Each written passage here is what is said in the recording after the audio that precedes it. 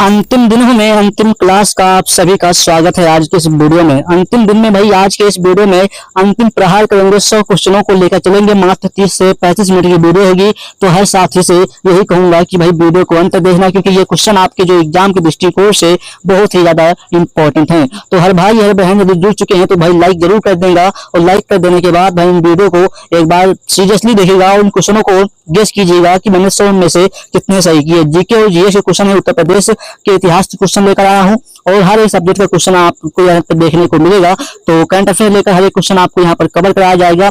बाकी आपको क्या लगता है, आप जल्दी से इस वीडियो में जुड़ जाएं और पहले प्रश्न की शुरुआत करें। तो पहला ही प्रश्न आपकी स्क्रीन पे ये रहा साथियों। जो पहला प्रश्न आपकी स्क्रीन पे कह रहा है, बस सभी साथी देखेंगे और बताएंगे कि भाई कौन सा नगर जो है पीतल नगरी के नाम से जाना जाता है। जब सभी कहे कि भैया प्रदेश का कौन सा नगर, यानी कि प्रदेश का मतलब उत्तर प्रदेश, उत्तर प्रदेश का कौन सा नगर पीतल नगरी के नाम से जाना जाता है या फिर पीतल नगरी के नाम से कहलाता है, तो आप भाई इसका आंसर बताइएगा। जल्दी गेस कीजिए इसका आंसर। हर एक प्रश्न का आपको आंसर जो है गेस करना है और बताना है कि मैंने, और वीडियो के अंत में बताना है कि मैंने जो है कितने प्रश्न का आंसर जो है वो कितने में से स्कोर किया। ठीक है, क्योंकि एक पे एग्जाम के ऊपर आपके एग्जाम के पहले आपका एग्जाम यहाँ पर हो रहा है, तो ये आपसे पूछेगा कि पीतल नगरी के नाम से कौन सा शहर जाना जाता है। यदि आप ऑप्शन भैया ए लगाते हैं मुरादाबाद, तो बिल्कुल आप सही होंगे।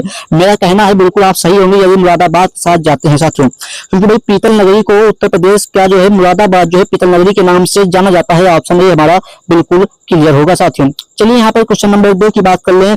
हम सुपर फास्ट तरीके से वीडियो को कवर करेंगे। तो हर भाई हर बहन से यही कहूंगा कि ईमानदारी से सिलेक्शन लेना है तो ईमानदारी से बने रहना, क्योंकि भाई आधी अधूरी क्लास और आधा अधूरा ज्ञान एग्जाम हॉल में हमेशा खतरनाक साबित होता है। तो हर भाई हर बहन जुड़ चुके हैं तो एक बार तहे दिल से उनका शुक्रिया, और दूसरे नंबर का एक बार जल्दी से आंसर बताइएगा। कह रहा है कि सौरमंडल का सबसे गर्म ग्रह कौन सा है साथियों।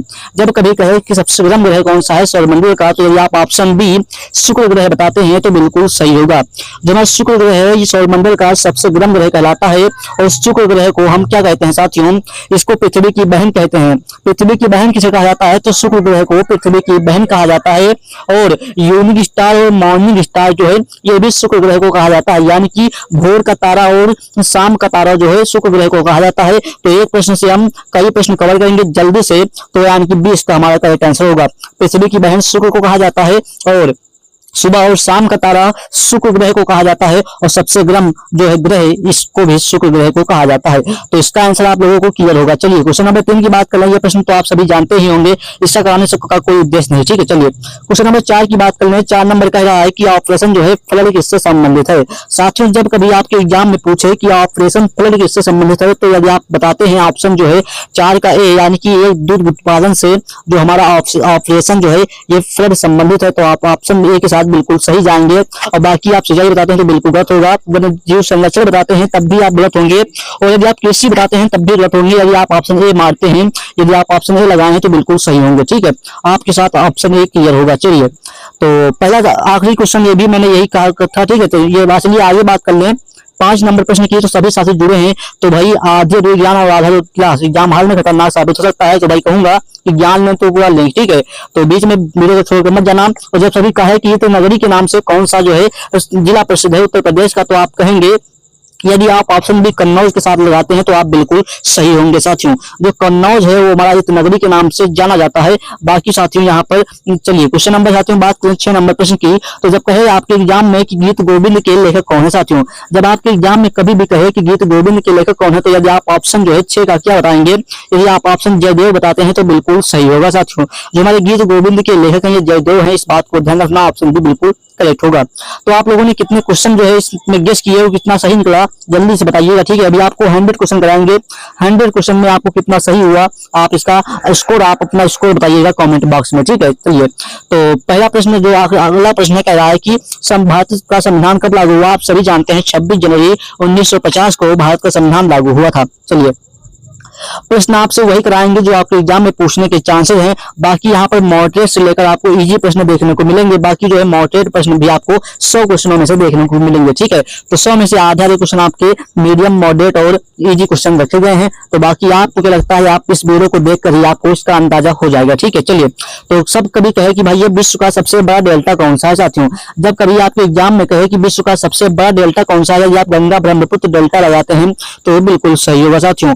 जो विश्व का सबसे बड़ा डेल्टा है वो गंगा है और ब्रह्मपुत्र डेल्टा है। ऑप्शन सी हमारा क्लियर होगा। तो हर भाई हर बहन अगला क्वेश्चन बताइएगा इस बार जल्दी से।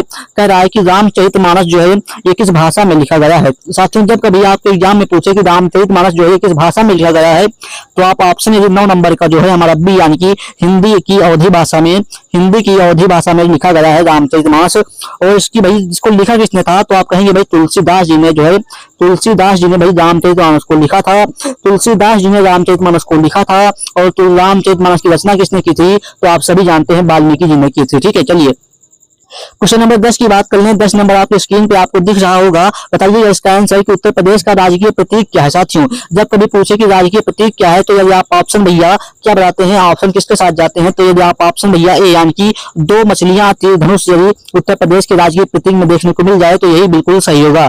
बाकी मोर उत्तर प्रदेश के राजकीय चिन्ह में नहीं है, गंगा यमुना भी नहीं है और ना ही हाथी और गेंडा है, यानी कि ऑप्शन हमारा ए बिल्कुल क्लियर होगा। ए फॉर आप स्कोर करिए अच्छा। चलिए क्वेश्चन नंबर 10 की बात कर लें। 10 नंबर हमारा क्लियर हो गया। 11 नंबर प्रश्न की बात करें आपकी स्क्रीन पे आपको दिख रहा होगा कि मनुष्य के शरीर में सबसे बड़ी जो है ग्रंथि कौन सी है। साथियों जब आपके एग्जाम में पूछे कि सबसे बड़ी ग्रंथि कौन सी है ह्यूमन बॉडी में तो आप क्या बताएंगे। यदि आप ऑप्शन ए यानी कि यकृत यानी कि लीवर बताते हैं तो बिल्कुल सही होगा आपका आंसर।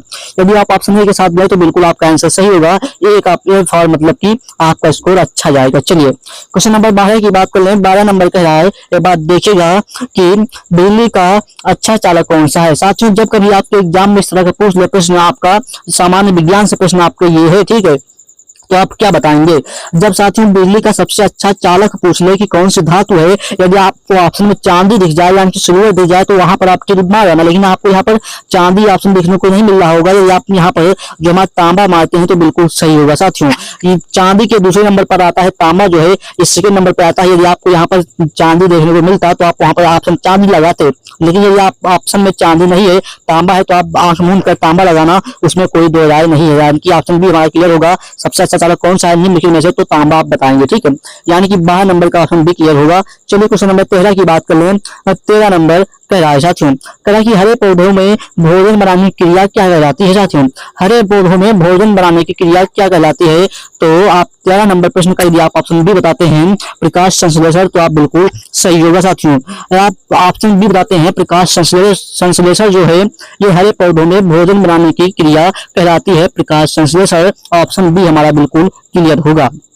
चलिए साथियों क्वेश्चन नंबर 14 नंबर प्रश्न की बात कर ले। कह रहा है कि ये बात देखिएगा, यहाँ पर प्रश्न आपको दिख रहा होगा, आप गेस कीजिए क्वेश्चन को और बताइए इसका स्कोर कितना गया। एक कॉपी और कलम लेकर बैठ जाइए, जो क्वेश्चन आप बताइए उसका आंसर लिख लीजिए नीचे, बाद में सही गलत उस पर सही का चिन्ह लगा के आगे बढ़िए, बाद में उसका स्कोर आपको काउंट करना है, उसके बाद कॉमेंट बॉक्स में बताना है कि मैंने कितना स्कोर किया। ये आपका एक प्रकार का मॉक टेस्ट है तो इसको मॉक टेस्ट के जरिए दे दीजिएगा, बाकी मैं तो इसका आंसर बताऊंगा ही। चलिए क्वेश्चन नंबर 14 ही कह रहा है आपकी स्क्रीन पर कि मानव शरीर में रक्त का शुद्धिकरण भाई कौन सा अंग करता है। साथियों जब कभी आपके एग्जाम में पूछे कि मानव शरीर में यानी ह्यूमन बॉडी में रक्त का यानी कि ब्लड का जो है शुद्धिकरण यानी कि फिल्टर कौन सा अंग करता है तो आप क्या बताएंगे। यदि आप ऑप्शन 14 नंबर का बी यानी कि किडनी बताते हैं तो बिल्कुल सही होगा। साथियों जो हमारे शरीर में किडनी होती है ये रक्त का शुद्धिकरण करती है। ऑप्शन बी बिल्कुल क्लियर होगा। साथियों चलिए क्वेश्चन नंबर 15 की बात कर लें। 15 नंबर यानी कि विटामिन सी आपसे पूछा है कि विटामिन सी का मुख्य स्रोत क्या है। यदि आप ऑप्शन भैया क्या लगाते हैं नींबू और आंवला तो बिल्कुल सही होंगे। नींबू और आंवला जो है बिल्कुल सही होंगे। सही किसी बार कहो ना कि आपका वीडियो अच्छी है, ठीक है, तो सी नंबर का इसका आंसर हमारा जाएगा विटामिन सी का सी फॉर ऑप्शन सी यानी कि नींबू और आंवला हमारा आंसर करेक्ट होगा। ठीक है तो चलिए और विटामिन सी की कमी से कौन सा रोग होता है, तो ये आप ऑप्शन पूछेगा कि आपके स्कोर में आपके एग्जाम में कि विटामिन सी की कमी से कौन सा रोग होता है तो आप क्या बताएंगे। आप क्या बताएंगे कमेंट में फेंक के मारिए। बाकी और विटामिन ए की कमी से हमारा जो रतौंधी होता है, विटामिन बी की कमी से बेरी और विटामिन सी की कमी से हमारा स्कर्वी रोग होता है। विटामिन सी की कमी से हमारा स्कर्वी रोग होता है, इस बात को ध्यान रखना। ऑप्शन बी सी इसका करेक्ट आंसर होगा। चलिए साथियों क्वेश्चन नंबर 16 की बात कर लें। जब साथी आपके एग्जाम में पूछे कि कच्छ का रण ये कहाँ स्थित है तो आप क्या बताएंगे। यदि आप एग्जाम में पूछे कि कच्छ का रण या आप तो गुजरात बताते हैं तो बिल्कुल सही होगा। साथियों जो हमारा कच्छ का रण है ये गुजरात में स्थित है। ऑप्शन ए बिल्कुल हमारा क्लियर होगा। तो 100 प्रश्नों को हम पार करते हुए जल्दी से चलेंगे बिना टाइम वेस्ट किए सुपरफास्ट तरीके से। तो कितना स्कोर किया, कॉपी वगैरह लेकर बैठ जाइए, क्योंकि मैंने अभी क्या बताया आपको, ठीक है। कह रहा है कि उत्तर प्रदेश का राजकीय पशु कौन है साथियों। जब आपके एग्जाम में इस तरह का प्रश्न पूछेगा तो आप क्या बताइएगा, जब उत्तर प्रदेश का राजकीय पशु पूछे तो आप बारहसिंगा बताना, ठीक है। राजकीय पशु क्या है, बारहसिंगा है। और राजकीय पक्षी क्या है साथियों, पक्षी जो हमारा सारस है। और राजकीय वृक्ष हमारा अशोक का वृक्ष है। चलिए, तो यहाँ पर आपको क्लियर होगा। अभी आपको क्वेश्चन देखने को मिलेंगे। ये अगला प्रश्न कह रहा है आपकी स्क्रीन पर, किस जिले को लेदर सिटी कहा जाता है। इस प्रश्न को समझने का प्रयास कीजिएगा, उसका आंसर कमेंट में देने का प्रयास कीजिएगा सभी साथी। कह रहा है कि किस जिले को लेदर सिटी कहा जाता है, तो आप क्या बताएंगे साथियों। यदि आप ऑप्शन भैया कानपुर के नाम से जानते हैं तो बिल्कुल सही होगा साथियों। जो कानपुर को हमारा है ये लेदर सिटी कहा जाता है। और किन किन हमारे स्टूडेंट को, किन किन भाइयों का, बहनों का, शेरनियों का जो हमारा सेंटर है, एग्जाम सिटी है ये कानपुर गया है, जल्दी से एक बार कॉमेंट में फेंक के मारे, इसमें कोई बेमानी नहीं होगी साथियों। किन किन साथियों का हमारा जो सेंटर है वो कानपुर में गया है यूपी ट्रिपल एस सीपेट का, तो जल्दी से कमेंट में एक बार फेंक के मारिए, जिससे मुझे भी पता चले कि कौन कौन से लोग जो है लेदर सिटी घूमने जा रहे हैं, ठीक है। चलिए, क्वेश्चन नंबर साथियों 19 नंबर प्रश्न की बात कर लें। 19 नंबर आपके स्क्रीन पे आपको दिख रहा होगा कि 1857 की क्रांति का नेतृत्व जो है ये मेरठ में किसने किया था। तो 1857 की क्रांति का नेतृत्व जो है ये मेरठ में किसने किया था। ऑप्शन आपसे पूछेगा तो आप बताना कि भैया मंगल पांडे ने भैया 1857 की क्रांति का नेतृत्व जो है वो मेरठ में किया था, मंगल पांडे ने। ऑप्शन बी बिल्कुल क्लियर होगा, ठीक है। चलिए, क्वेश्चन नंबर 20 की बात कर लें। 20 नंबर बिना आपको परेशान किए हुए, ठीक है। तो दीन आ इलाही जो है ये धर्म किस मुगल शासक ने शुरू किया। तो इस प्रश्न को जवाब दीजिएगा कि दीन ए इलाही धर्म किस मुगल शासक ने शुरू किया। यदि आप ऑप्शन बी का हमारा भैया अकबर बताते हैं तो बिल्कुल सही होगा साथियों। जो अकबर थे ये दीन ए इलाही जो है नामक जो है धर्म मुगल जो है शासक ने शुरू किया था इस धर्म को। चलिए, क्वेश्चन नंबर बी का हमारा इसका आंसर होगा। चलिए, क्वेश्चन नंबर 21 की बात कर लें। 21 नंबर आपको स्क्रीन पे दिख रहा होगा। बिना टाइम वेस्ट किए मैं आपको क्वेश्चन को सुपरफास्ट तरीके से करा रहा हूं, तो आपका ये दायित्व है कि भाई वीडियो को लाइक और चैनल को सब्सक्राइब कर दीजिए, ठीक है। बहुत कम टाइम आपके एग्जाम में बचा हुआ है। यदि आप एग्जाम के कुछ घंटे पहले या फिर कुछ दिन पहले आपकी ये वीडियो देख रहे हैं तो आप इससे बहुत ही फायदा आपको एग्जाम हॉल में देखने को मिलेगा, ठीक है। तो चलिए, कह रहा है कि सिंधु घाटी सभ्यता का प्रमुख नगर कौन सा था। जब कभी आपके एग्जाम में इस तरह का प्रश्न पूछे तो आप यदि ऑप्शन जो है हमारा ए मोहनजोदड़ो बताते हैं तो बिल्कुल सही होगा साथियों। जो सिंधु घाटी सभ्यता का प्रमुख नगर था वो मोहनजोदड़ो था। ऑप्शन में बिल्कुल हमारा सही होगा। चलिए, क्वेश्चन नंबर 22 की बात कर लें। कह रहा है कि चंपारण आंदोलन किससे संबंधित था। तो इस प्रश्न को समझिएगा और बताइएगा कि चंपारण आंदोलन जो है ये किससे संबंधित था। तो आप कहेंगे कि किसानों की नील की खेती से हमारा जो है चंपारण आंदोलन संबंधित था, किसानों की नील की खेती से। यानी कि ऑप्शन हमारा जो जाएगा भैया वो ए के साथ जाएगा। इसका सही आंसर है कमेंट में बताइए। चलिए, क्वेश्चन नंबर साथियों वहीं पर 23 नंबर प्रश्न की बात करें। 23 नंबर प्रश्न कर रहा है कि कुतुब मीनार का निर्माण किसने प्रारंभ किया था साथियों। ये ऊपर यूनिवर्सिटी में पूछा गया क्वेश्चन है कि कुतुब मीनार का जो निर्माण है किसने प्रारंभ किया। तो आप इसका जो आंसर यदि भैया कुतुबुद्दीन ऐबक बताते हैं तो बिल्कुल सही होगा। कुतुब मीनार यानी कुतुबुद्दीन ऐबक, यानी कि ऑप्शन हमारा ए बिल्कुल क्लियर होगा। चलिए, क्वेश्चन नंबर 24 की बात कर लें। 24 नंबर कह रहा है कि भारत का सबसे बड़ा राज्य क्षेत्रफल के आधार पर कौन सा है। साथियों, जब आपके एग्जाम में इस तरह का प्रश्न पूछेगा तो आप बिना टाइम वेस्ट किए, बिना सेकंडों में, मिनी सेकंड में आप भाई जो है बताएंगे कि राजस्थान जो हमारा है ये क्षेत्रफल की दृष्टि से सबसे बड़ा है। वहीं पर भैया जो हमारा उत्तर प्रदेश है, ये उत्तर प्रदेश जो है ये जनसंख्या की दृष्टि से यानी कि पॉपुलेशन की दृष्टि से भाई सबसे बड़ा देश है, मतलब राज्य है, माफ कीजिएगा। सबसे बड़ा राज्य जो है जनसंख्या की दृष्टि से उत्तर प्रदेश है। और भाई क्षेत्रफल की दृष्टि से जो हमारा है वो भैया राजस्थान है। इस बात को ध्यान रखना। चलिए, क्वेश्चन नंबर साथियों हम बात करें 25 नंबर प्रश्न की। भाई कह रहा है कि नर्मदा नदी कहाँ से निकलती है साथियों। जब आपके एग्जाम में पूछे कि नर्मदा नदी जो है कहाँ से निकलती है तो आप क्या बताइएगा। यदि आप ऑप्शन भैया इसका ए अमरकंटक बताते हैं तो बिल्कुल सही होगा साथियों। जो हमारी नर्मदा नदी है ये अमरकंटक पठार से निकलती है। ऑप्शन ए हमारा बिना पूछे आपके सामने आ गया होगा, ठीक है। चलिए, क्वेश्चन नंबर 26 की बात कर लें। 26 नंबर प्रश्न कह रहा है साथियों कि भारत में कर्क रेखा कितने राज्यों से होकर गुजरती है। तो ऑप्शन ना ही 5 होगा, ना ही 6 होगा, ना ही 7 होगा। ऑप्शन हमारा 8 होगा। 8 आप लोगों ने ट्रिक पढ़ा होगा कि मित्र पर गमछा झाड़। तो वहां पर भाई उस ट्रिक से आप भाई कितने राज्यों से होकर गुजरती है तो आप इस बात को ध्यान रखना साथियों। जब आपके एग्जाम में पूछे कि भैया जो है कर्क रेखा भारत के किन राज्यों से होकर नहीं गुजरती है, आपको 4 ऑप्शन दे देगा। एक नहीं, एक ऐसा देगा जिसमें भाई नहीं होगा तो आप बताइएगा, इसको ठीक से याद कर लीजिएगा, प्रश्न आपके एग्जाम में बनने के चांसेस यहाँ से भी होते हैं। चलिए क्वेश्चन नंबर साथियों हम बात कर रहे हैं, सुंदरबन डेल्टा मुख्यतः किस नदी द्वारा बना है साथियों। तो अभी मैंने बताया था कि सबसे बड़ा डेल्टा कौन सा है, तो वहीं पर सुंदरबन डेल्टा पूछा है यहाँ पर कि मुख्यतः जो है किस नदी द्वारा बना है। ये आप 27 नंबर प्रश्न का ऑप्शन जो है हमारा गंगा, गंगा ब्रह्मपुत्र द्वारा, इसका हमारा ऑप्शन ए बिल्कुल सही होगा। चलिए बात करते हैं क्वेश्चन नंबर साथियों 28 की ओर। 28 नंबर यदि प्रश्न आप देख रहे हैं तो इसका आंसर जल्दी से बताइए। सबसे बड़ा द्वीप कौन सा है साथियों। जब सबसे बड़ा द्वीप आपके एग्जाम में पूछ रहे तो आपको भाई बेशर्मी महसूस होगी, तो जल्दी से बताइएगा। अंडमान द्वीप जो है ये सबसे बड़ा जो है हमारा द्वीप है, ऑप्शन ए बिल्कुल हमारा क्लियर होगा। चलिए क्वेश्चन नंबर 28 का ये हमारा बिल्कुल क्लियर होगा। क्वेश्चन नंबर 29 की बात कर ले। 29 नंबर कह रहा है कि भारत की मुख्य भूमिका, यहाँ पर भारत की मुख्य भूमिका दक्षिणतम बिंदु कौन सा है साथियों। मुख्य भूमि आप समझते हैं भाई, मुख्य भूमि जो है ये हमारा जो है मुख्य भूमि है, तो ये दक्षिणतम बिंदु यानी कि हमारा जो यहाँ पर ये दक्षिणतम बिंदु है, ये कौन सा है सबसे दक्षिणतम बिंदु। पूरे भारत को नहीं पूछा है, भारत की मुख्य भूमिका पूछा है, ठीक है। तो इस प्रश्न को समझिएगा और इसका आंसर सोच समझ के बताइएगा। यही आप ऑप्शन भैया 29 नंबर का हमारा कन्याकुमारी बताते हैं तो बिल्कुल सही होगा साथियों। कन्याकुमारी जो है ये भारत की मुख्य भूमिका है, दक्षिणतम बिंदु है, इस बात को ध्यान रखना। चलिए साथियों क्वेश्चन नंबर हम 30 की बात करेंगे। 30 नंबर का राय बात सभी साथी देखेंगे कि गंगा नदी का उद्गम स्थल कौन सा है। यदि आप भैया गंगोत्री ग्लेशियर बताते हैं तो बिल्कुल सही होगा। जो गंगा नदी का गंगा फॉर गंगोत्री ग्लेशियर, इस बात को आप लोग समझ सकते हैं, ठीक है।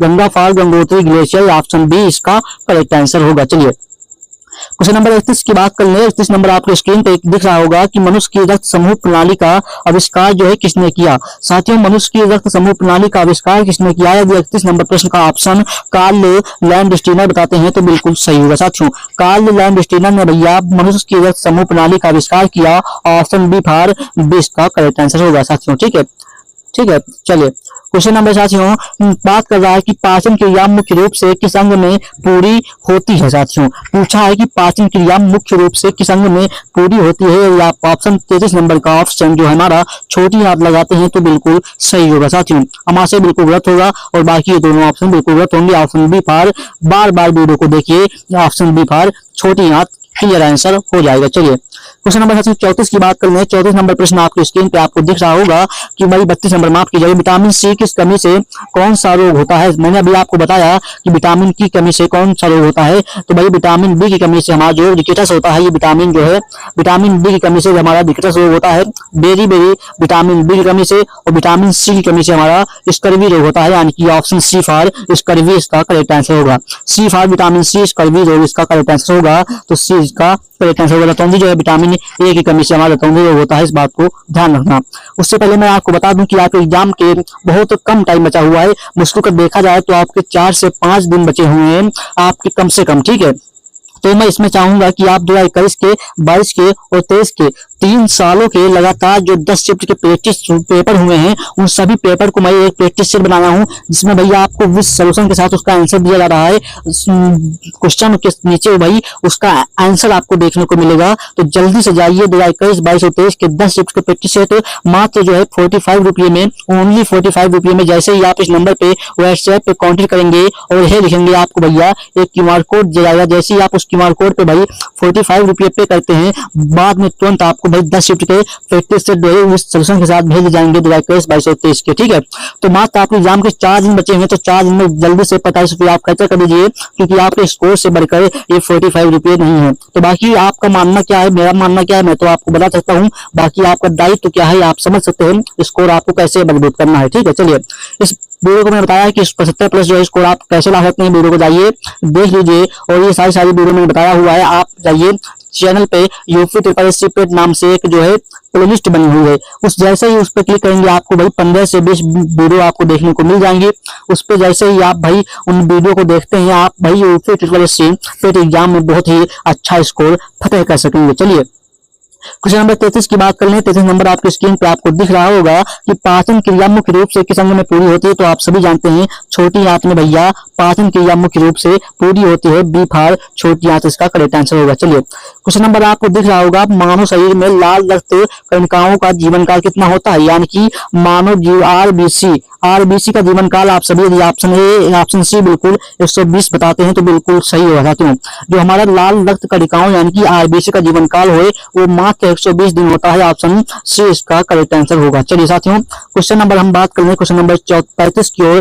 35 नंबर आपको स्क्रीन पे आपको दिख रहा होगा कि मलेरिया किसके कारण होता है साथियों। तो मलेरिया जो है हमारा किसके कारण होता है। यदि आप ऑप्शन 35 नंबर का डी प्रोटोजोआ बताते हैं तो आप बिल्कुल सही होंगे। डी फॉर प्रोटोजोआ मलेरिया के कारण होता है। चलिए क्वेश्चन नंबर 36 की बात कर ले। उत्तर प्रदेश का जो है उच्च न्यायालय यानी कि हाई कोर्ट कहाँ स्थित है। यदि आप ऑप्शन सी प्रयागराज बताते हैं तो बिल्कुल सही होगा साथियों। सी बार कहो ना वीडियो अच्छी है, कहो ना वीडियो अच्छी है तो भाई उच्च न्यायालय जो है हमारा उत्तर प्रदेश का प्रयागराज में स्थित है। इस बात को ध्यान रखना चाहिए। चलिए साथियों क्वेश्चन नंबर 37 की बात कर ले। उत्तर प्रदेश का राजकीय पक्षी क्या है। तो मैंने क्या बताया सारस्वत फ्रेंच जो है हमारा जो है क्रॉन्च भाई ये भाई उत्तर प्रदेश का राजकीय पक्षी है। इस बात को ध्यान रखना। ऑप्शन बी फॉर जो है बार बार वीडियो देखो। ठीक है चलिए क्वेश्चन नंबर साथियों 38 की बात कर रहा है। 38 नंबर प्रश्न कह रहा है आपके स्क्रीन पे कि उत्तर प्रदेश का पुराना नाम क्या था। साथियों जब आपके स्क्रीन पे या फिर आपके एग्जाम में कभी भी पूछे कि उत्तर प्रदेश का पुराना नाम या फिर उत्तर प्रदेश का पूर्व नाम क्या था तो आप बताइएगा यूनाइटेड प्रोविंस जो था ये हमारे उत्तर प्रदेश का पूर्व नाम था। बाकी यदि ऑप्शन में ये नहीं दिया रहता है तो आपको ऑप्शन में ये जरूर दिया रहेगा कि संयुक्त प्रांत। यदि संयुक्त प्रांत आपके ऑप्शन में दिखता है तो भैया आप आंख मूंद कर वहां पर संयुक्त प्रांत लगाना। ठीक है बाकी यूनाइटेड प्रोविंस दिखता है तो आप यूनाइटेड प्रोविंस के साथ जाना। बाकी ये इसका करेक्ट आंसर होगा। चलिए क्वेश्चन नंबर 39 की बात करनी। 39 नंबर आपके स्क्रीन पे आपको दिख रहा होगा कि भारत में 1857 की क्रांति के समय गवर्नर जनरल कौन था साथियों। तो आप क्या बताएंगे भाई गवर्नर जनरल उस समय कौन था। तो यदि आप ऑप्शन भैया 39 नंबर का सी यानी कि कैनिंग बताते हैं तो बिल्कुल सही होगा। साथियों भारत में 1857 की क्रांति के समय जो है गवर्नर जनरल जो था वो कैनिंग था। इसका सी फॉर बिल्कुल क्लियर आंसर होगा। चलिए क्वेश्चन नंबर साथियों 40 की बात कर रहे हैं। 40 नंबर आपके स्क्रीन में कहा है कि बुद्ध ने अपना पहला उपदेश कहाँ दिया। बुद्ध ने अपना पहला उपदेश कहाँ दिया तो आप सारनाथ बताते हैं तो बिल्कुल सही होगा साथियों।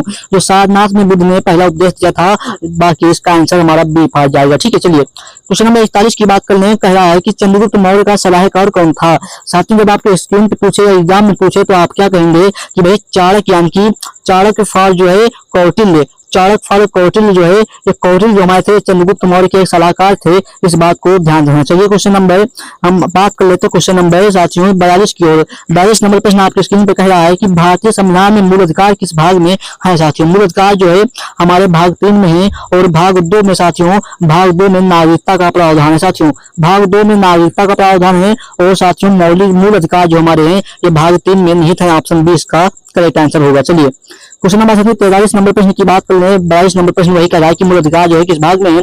मूल अधिकार जो हमारे किस भाग में है तो आप कहेंगे कि भाग 3 में मूल अधिकार है और नागरिकता का प्रावधान भाग 2 में। इस बात को ध्यान देना। चलिए क्वेश्चन नंबर 43 नंबर कह रहा है कि प्रदेश के यानी कि उत्तर प्रदेश से किस जिले में नरोरा परमाणु यहाँ पर देखिएगा नरोरा परमाणु जो है ये बार बार क्या नरोरा परमाणु विद्युत परियोजना जो है स्थित है उत्तर प्रदेश के किस जिले में। यदि आप ऑप्शन 43 नंबर का ऑप्शन बुलंदशहर बताते हैं तो बिल्कुल सही होगा साथियों।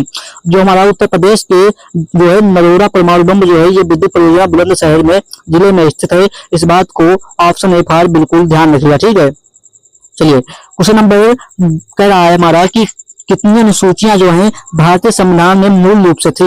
यहाँ पर मूल रूप से पूछा है साथियों वर्तमान में नहीं पूछा है मूल रूप से पूछा है आपके। तो मूल रूप से जब कहेंगे तो भैया मूल रूप से हमारी अनुसूचियां थी वो 8 थी। ठीक है तो हमारा 8 इसका करेक्ट आंसर होगा ए फॉर। अब से भाई वीडियो को बार बार देखो। ठीक है तो अब से भाई सब्सक्राइब करके वीडियो को हमारी देखते रहो। और वर्तमान में साथियों जब कभी पूछ ले प्रेजेंट टाइम में आपके पूछे तो आप कहेंगे कि भाई 12 अनुसूचियां जो हमारी हैं ये प्रेजेंट टाइम में है। और जब मूल पूछेगा तो आप भाई 8 लगाना बिना आपको संदेह किए हुए आपको 8 ऑप्शन में मार देना है। चलिए क्वेश्चन नंबर 45 की बात कर लें। 45 नंबर आपके स्क्रीन पे आपको दिख रहा होगा कि उत्तर प्रदेश की कौन सी झील जो है कृत्रिम झील है। उत्तर प्रदेश की कौन सी झील कृत्रिम झील है। या आप ऑप्शन 45 नंबर का क्या मारते हैं। 45 नंबर ऑप्शन आप भाई गोविंद पल्लव जो है पंत सागर बताते हैं तो आप बिल्कुल सही होंगे कि भैया उत्तर प्रदेश की जो जो है गोविंद वल्लभ पंत सागर झील जो है ये एक कृत्रिम झील है। ऑप्शन बी फॉर बार बार चैनल पर आओ, बार बार वीडियो को देखो सब्सक्राइब करके। चलिए क्वेश्चन नंबर 46 की बात कर लें। 46 नंबर आपका रहा है कि भारतीय गणराज्य शब्द जो है संविधान के किस अनुच्छेद में है। साथियों प्रश्न आपको दिख रहा होगा कि भाई भारतीय गणराज्य ये शब्द जो है संविधान के किस अनुच्छेद में है। जो अनुच्छेद आप एक बताते हैं तो बिल्कुल सही होगा। अनुच्छेद 1 में निहित है कि भारत अर्थात इंडिया जो है ये राज्यों का संघ होगा। ये अनुच्छेद 1 में निहित है, इस बात को अलग से भी आप ध्यान रख सकते हैं। चलिए क्वेश्चन नंबर 47 की बात कर लें, यानी कि 27 नंबर प्रश्न आपकी स्क्रीन पे आपको दिख रहा होगा। कह रहा है साथियों कि राष्ट्रीय दलहन अनुसंधान जो है संस्थान ये कहाँ स्थित है। साथियों उत्तर प्रदेश की बात कही है यहाँ पर कि राष्ट्रीय दलहन जो है अनुसंधान संस्थान जो है कहाँ स्थित है। यदि आप 47 यानी कि 27 नंबर प्रश्न का ऑप्शन है कानपुर यानी कि लेदर सिटी बताते हैं तो बिल्कुल सही होगा। भाई कानपुर लेदर सिटी के नाम से प्रसिद्ध है, तो किन किन लोगों का सेंटर जो है कानपुर गया है, एग्जाम सिटी जो है कानपुर गया है, जल्दी से कॉमेंट में फेंक के मारिएगा। और बाकी आपका स्कोर कितना सही हो रहा है इस पर भी आपको ध्यान देना है। चलिए तो यहाँ पर हमारा ऑप्शन आ जाएगा। बाकी क्वेश्चन नंबर 48 नंबर प्रश्न का आपके सामने देखिएगा आप लोग कि 42वें संविधान संशोधन किसे कहा जाता है। 42वें संविधान संशोधन को क्या कहा जाता है। तो आप यदि आप ऑप्शन भैया ये बताते हैं हमारा मिनी संविधान जो है 42वें संविधान संशोधन को कहा जाता है तो आप बिल्कुल सही होंगे। ये इसका करेक्ट आंसर होगा। साथियों जो मिनी संविधान है वो हमारा 42वें संविधान संशोधन को कहा जाता है, इस बात को ध्यान रखना। ऑप्शन नहीं बिल्कुल क्लियर होगा। चलिए क्वेश्चन नंबर साथियों 49 की बात कर लें। 49 नंबर का रहा है कि भारत की प्रस्तावना में धर्मनिरपेक्ष शब्द कब जोड़ा गया। साथियों किस संविधान संशोधन में भारत में धर्मनिरपेक्ष शब्द जोड़े गए। तो यदि आप 49 नंबर प्रश्न का ऑप्शन जो है हमारा सी 1976 बताते हैं तो आप बिल्कुल सही होंगे। सी इसका करेक्ट आंसर होगा। 1976 में धर्मनिरपेक्ष जो है ये शब्द जोड़ा गया था कहाँ, प्रियम्बल में। जो संविधान के प्रियम्बल में जो है ये धर्मनिरपेक्ष शब्द जोड़ा गया था कब, 1976 में। चलिए क्वेश्चन नंबर 50 की बात करें। 50 नंबर प्रश्न आपको दिख रहा होगा, ठीक है। 2 मिनट रुकिए, 2 मिनट विराट जाने, ठीक है। 2 मिनट आपके सामने 49 नंबर प्रश्न ये है। 50 नंबर प्रश्न आपकी स्क्रीन पे ये रहा, ठीक है।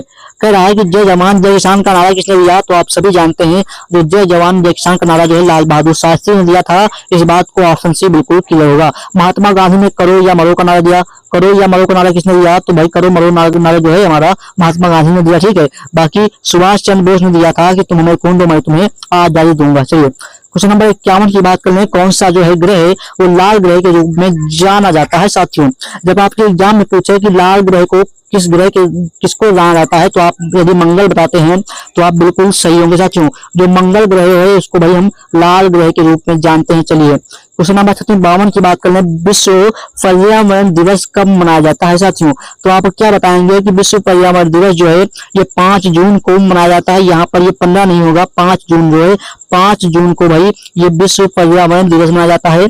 ऑप्शन हमारा ए फॉर बिल्कुल क्लियर होगा। चलिए क्वेश्चन नंबर 53 की बात कर लें। 53 नंबर आपकी स्क्रीन पे आपको दिख रहा होगा कि भारतीय रिजर्व बैंक यानी कि आरबीआई, भाई आरबीआई की स्थापना जो है हमारी कब हुई। यदि आप आरबीआई की स्थापना नहीं जानते तो क्या ही जानते हैं, 1935 में भैया आरबीआई की स्थापना हुई। जो है भारतीय जो है ये भारतीय रिजर्व बैंक की स्थापना हुई 1935 में हुई। बी फॉर आरबीआई इसका करेक्ट आंसर होगा। चलिए क्वेश्चन नंबर साथियों 54 की बात कर लें। कह रहा है कि सबसे पुराना वेद यानी कि सबसे प्राचीनतम वेद कौन सा है। तो यदि आप ऑप्शन भैया ऋग्वेद बताते हैं तो बिल्कुल सही होगा। साथियों यहाँ पर ऑप्शन जो है ये थोड़ा सा गलत होगा, यहाँ पर ये नहीं होगा, जरूर वेद नहीं होगा। ऑप्शन जो है ऋग्वेद होगा। ऋग्वेद को भैया हम सबसे प्राचीनतम वेद कहते हैं। ऑप्शन बी इसका करेक्ट आंसर होगा। चलिए साथियों क्वेश्चन नंबर 55 की बात कर लें। जब आपके एग्जाम में पूछे कि ताजमहल जो है ये किस नदी के किनारे स्थित है तो आपका किसका सेंटर जो है आगरा गया है। एक बार कॉमेंट में ये भी बताइएगा कि किसका सेंटर जो है एग्जाम सिटी जो है आगरा गई है तो जल्दी से बताइएगा। और इसका जो 55 नंबर का यमुना इसका करेक्ट आंसर होगा। साथियों यमुना नदी के किनारे जो हमारा ताजमहल स्थित है यह है कहाँ भाई, आगरा में है। कहाँ है भैया, आगरा में है। तो आगरा जो है किस नदी के किनारे स्थित है तो भाई यमुना नदी के किनारे स्थित है, इस बात को ध्यान रखना। चलिए क्वेश्चन नंबर 56 की बात कर ले। 56 नंबर का था कि भारत का पहला उपग्रह कौन था। यदि आर्यभट्ट बताते हैं तो बिल्कुल सही होगा। डी इसका करेक्ट आंसर होगा। जो भारत का पहला उपग्रह था वो आर्यभट्ट था, इस बात को ध्यान रखिएगा। बाकी क्वेश्चन नंबर हम 57 की बात कर ले। 57 नंबर का रहा है आपकी स्क्रीन पे आपको दिख रहा होगा। विश्व का सबसे बड़ा महासागर कौन सा है। साथियों विश्व का सबसे बड़ा महासागर कौन सा है। यदि आपके एग्जाम में यह प्रश्न पूछ ले तो क्या ही जो है वजह है। तो 3 नंबर प्रश्न का प्रशांत महासागर जो है ये भैया विश्व का सबसे बड़ा जो है महासागर है सी फॉर कहो ना आपकी वीडियो अच्छी लगती है। ठीक है, चलिए क्वेश्चन नंबर साथियों 58 की बात कर लें। 58 नंबर कह रहा है साथियों कि संविधान दिवस कब मनाया जाता है। साथियों जब आप सभी कहेंगे कि संविधान दिवस कब मनाया जाता है तो आप ऑप्शन सी यानी 26 नवंबर जो है इसको बताते हैं तो बिल्कुल सही होगा। साथियों 26 नवंबर को भैया संविधान दिवस मनाया जाता है। ऑप्शन सी फॉर कहो ना कि आपकी वीडियो मुझे अच्छी लगती है। चलिए क्वेश्चन नंबर साथियों 59 की बात कर लें। 59 नंबर कह रहा है कि दूध में कौन सा प्रोटीन पाया जाता है। यदि दूध में प्रोटीन पूछे कि दूध में जो है कौन सी प्रोटीन पाई जाती है तो आप क्या बताएंगे साथियों। यदि आप ऑप्शन भैया 59 नंबर का बी कैसीन बताते हैं, जो भाई दूध में कैसीन पाई जाती है तो बिल्कुल आप सही होंगे, बी इसका करेक्ट आंसर होगा।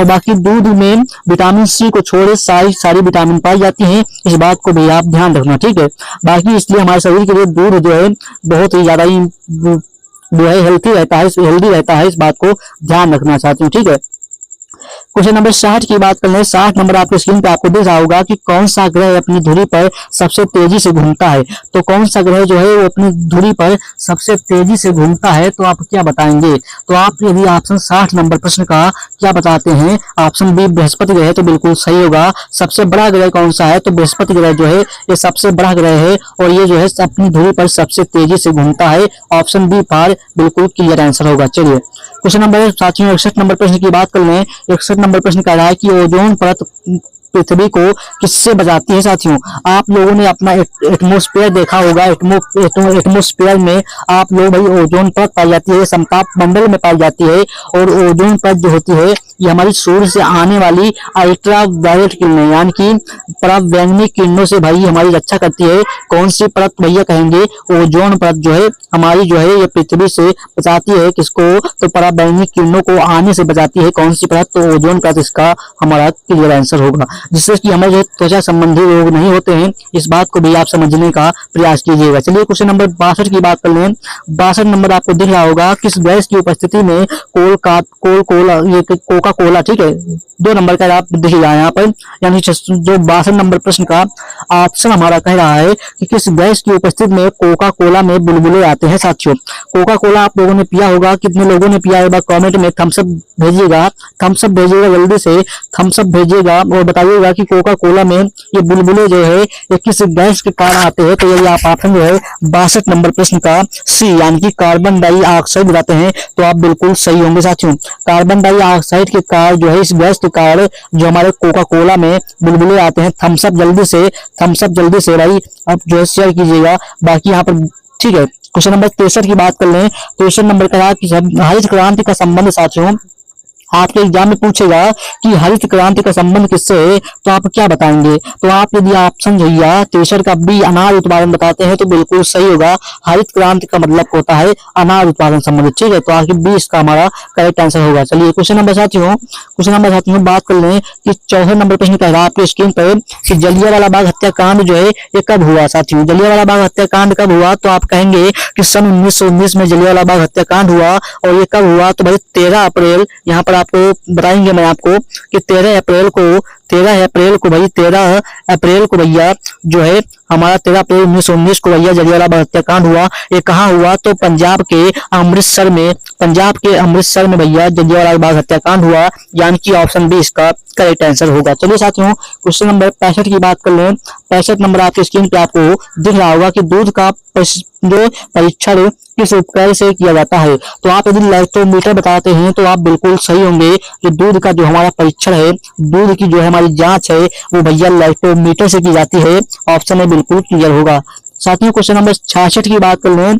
66 नंबर कह रहा है कि इंसुलिन जो है ये किस अंग से निकलती है। तो आप क्या बताएंगे 66 नंबर यदि ऑप्शन बी अग्नाशय बताते हैं तो आप बिल्कुल सही होंगे। जो हमारी इंसुलिन है ये भैया अग्नाशय से निकलती है, इस बात को आप लोग ध्यान रखिएगा। बाकी क्वेश्चन नंबर 67 की बात कर लें, यानी कि 67 नंबर प्रश्न की बात कर लें। कह रहा है कि भारत का सबसे लंबा बांध कौन सा है। तो आप यदि हीराकुंड बांध बताते हैं तो आप बिल्कुल सही होंगे। बी फॉर हीराकुंड बांध सबसे लंबा बांध है कहाँ का, भारत का, ठीक है। चलिए क्वेश्चन नंबर 68 की बात कर लें। 68 नंबर कह रहा है साथी कि भारत का सबसे लंबा बांध कौन सा है? तो हीराकुंड बांध जो है ये भारत का सबसे लंबा बांध है। मैंने अभी आपको तुरंत बताया। सबसे कठोर पदार्थ कौन सा है साथियों? सबसे कठोर जो है पदार्थ कौन सा है? यदि आप हीरा यानी कि डायमंड बताते हैं तो आप बिल्कुल सही होंगे। जो डायमंड हमारा है ये सबसे कठोर पदार्थ कहलाता है। सबसे कठोर पदार्थ जो हमारा डायमंड है, 20 का करेक्ट आंसर होगा। साथियों क्वेश्चन नंबर 70 की बात कर लें। ग्रीन हाउस गैस जो है ये ग्रीन हाउस जो है गैस की कौन सी है?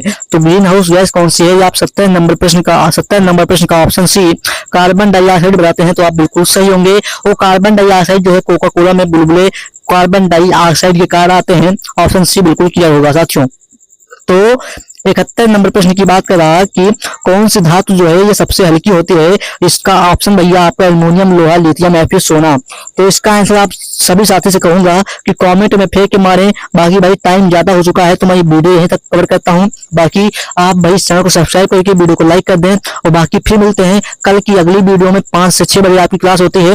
सुबह जो है आपके साथ काम जो है क्लास जो है 5:30 बजे होती है और शाम को भाई सब जो है 5 बजे होती है। ठीक है, तो आप इन प्रश्नों को भाई अच्छे से पढ़ लीजिएगा। कितना स्कोर रहा आपको ये भी आप कमेंट में फेंक के मारिए और लाइक कर दीजिए वीडियो को, क्योंकि भाई लाइक करना आपका दायित्व है, पढ़ाना मेरा दायित्व है। ठीक है, एग्जाम के मात्र 10 से 15 दिन बचे हुए हैं, यानी कि मुश्किल का 10 से 10 दिन बचे हुए हैं आपके एग्जाम के। तो मैं चाहूँगा भाई आप जो है 2021, 22, 23 के 10 शिफ्ट के प्रैक्टिस सेट जो है ले लें विद सॉल्यूशन के साथ। आपका रिवीजन करने का टाइम है, इसमें ही आपका स्कोर बन सकता है। ठीक है, क्योंकि प्रीवियस ईयर क्वेश्चन के भाई 10 शिफ्ट के लेकर आया हूँ, जिसमें भाई हर एक सब्जेक्ट है। तो आप मात्र 45 रुपये जो है पे करके इस नंबर पे आप जो है इस PDF को परचेज बाई कर सकते हैं। और बाकी यहाँ पर 45 रुपये जो लिए जा रहे हैं ये कोई मेरी फीस नहीं है। ये जो टाइपिस्ट जो चार्ज है, ये टाइपिस्ट चार्ज है जो PDF में टाइपिंग लगा है उसका चार्ज 45 रुपये है। और बाकी आप इस नंबर पर जैसे ही कॉन्टेक्ट करेंगे आपको PDF प्रोवाइड कर दी जाएगी और आपको एक स्कैनर मिलेगा, QR कोड मिलेगा। जैसे आप उस पर पेमेंट करते हैं आपको तुरंत जो है तत्काल जो है आपको पेमेंट जो है PDF 10 शिफ्ट के प्रैक्टिस सेट प्रोवाइड कर दी जाएंगे और साथ ही में इस क्लास के भी प्रोवाइड कर दी जाएंगे। और तो चाहता हूं कि भाई सिलेक्शन लेना है तो भाई ईमानदारी से, क्योंकि आज के 45 रुपये आपके इस सिलेक्शन से ज़्यादा मायने रहते। तो भाई आपको क्या लगता है, आप समझ सकते हैं। तो चलिए बढ़ते हैं। तो चाहिए स्कोर 75 प्लस इन 4 से 5 दिनों में। तो जल्दी से वीडियो को लाइक करके इस कमेंट का आंसर जो है, इस प्रश्न का आंसर जल्दी से कमेंट बॉक्स में मारिएगा। फिर मिलते हैं अगले वीडियो में, तब तक के लिए जय हिंद, वंदे मातरम।